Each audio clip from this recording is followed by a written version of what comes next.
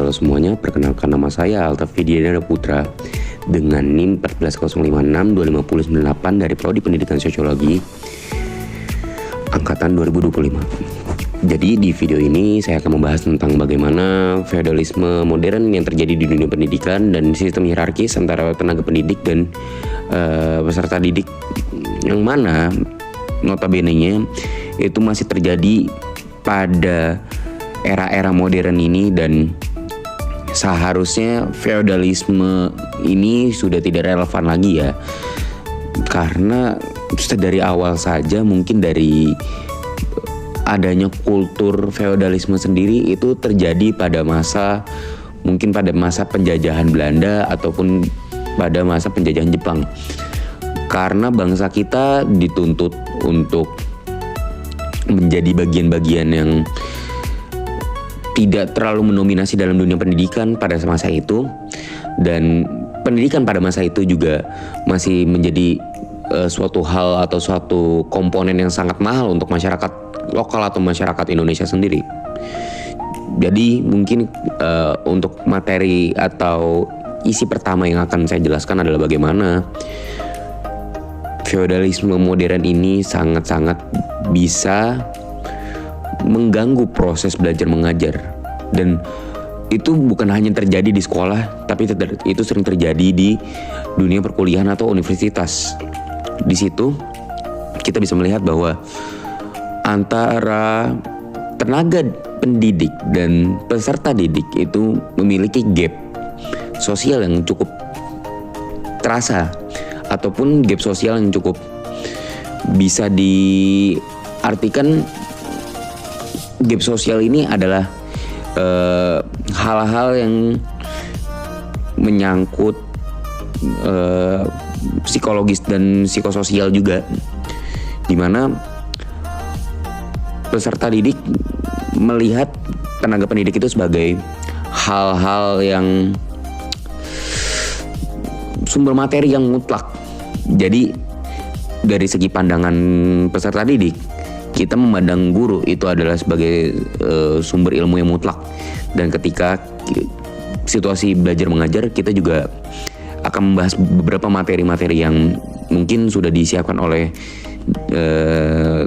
tenaga pendidik, di mana akan ada jalannya kegiatan penjelasan materi atau penyampaian materi, dan ada kegiatan yang bersangkut paut tentang diskusi materi, dimana itu juga akan berhubungan langsung pada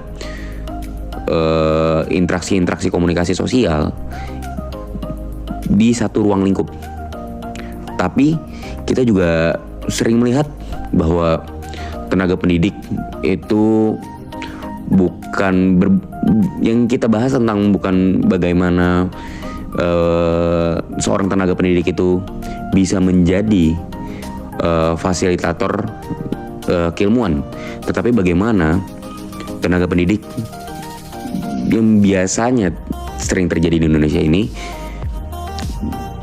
menjadi momok besar bagi peserta didik, karena ada beberapa oknum atau beberapa individu yang masuk di dalam pendidikan dan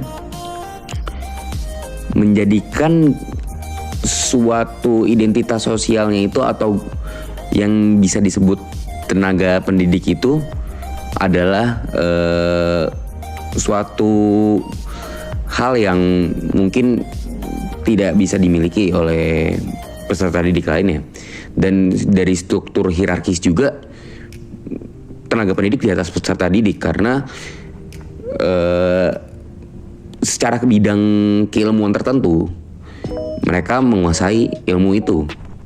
Tetapi yang menjadi faktor utama tuh bukan tentang bagaimana seberapa banyak ilmu di bidang keilmuan tertentu, tetapi perlakuan yang diberikan antara guru, dosen kepada murid atau mahasiswa itu sangat-sangat terasa bagi kami mahasiswa ataupun siswa yang di sekolah.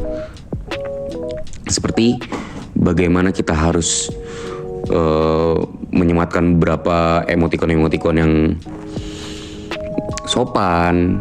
Dan mungkin kalau untuk penggunaan bahasa di ruang lingkup online itu mungkin perlu, karena itu kan bagian dari adab. Tetapi kalau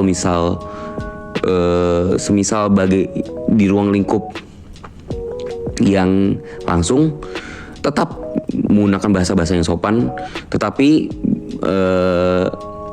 ruang kita untuk berdiskusi secara ilmiah tuh menurut saya masih kurang, karena banyak anggapan baik dari guru ataupun dari dosen bahwa pendebatan materi pembelajaran yang dosen atau guru berikan itu adalah bagian dari pemberontakan atau pembangkangan dari, mungkin kalau untuk dari segi pandangan kayak murid atau mahasiswa ini tidak bisa menerima ilmu yang saya berikan, maka dari itu mereka debat. Itu adalah satu indikator yang bagus. Tapi ketika dosen atau guru memberikan pandangannya, dan ketika pandangan itu menjadi hal penghambat untuk siswa ataupun mahasiswa, itu bukan lagi bagian dari belajar mengajar, tetapi itu adalah bagian dari mungkin feodalisme itu sendiri di masa modern atau di era modern ini. Karena kita sebagai peserta didik atau sebagai siswa ataupun mahasiswa itu cukup mengagung-agungkan baik guru atau dosen. Dan itu pun sebenarnya sudah dibahas di beberapa sistem teoritis, dan kita juga banyak membahas tentang itu. Tetapi belum banyak peserta didik atau mahasiswa atau siswa yang aware atau sadar akan hal ini. Jadi kita pun masih berkutat di ruang lingkup ini dan masih belum bisa beradaptasi dengan hal-hal yang di luar ini.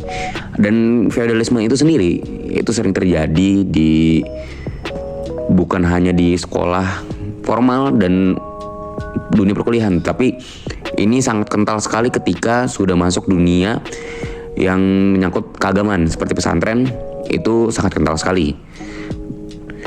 Dan kalau untuk korelasi terdekatnya adalah mungkin kalau kita ambil contoh dari pesantren agak kurang bagaimana gitu, maksudnya agak kurang relevan untuk kita yang targetnya itu sebagai siswa ataupun mahasiswa. Kalaupun iya, mahasiswa itu biasanya akan diancam dengan nilai yang rendah atau pengulangan mata kuliah. Itu sering terjadi, dan sudah diusahakan bagaimana mahasiswa itu bisa memperjuangkan nilainya tanpa harus berdebat dengan dosen yang seperti sopan dan harus manut dengan dosen, apa yang dikatakan dosen. Padahal itu tidak semuanya benar dan sesuai begitu. Dan pada hakikatnya sistem ini harus dihapus. Dan ini adalah yang masuk feodalisme modern ini sebenarnya bukan sistem.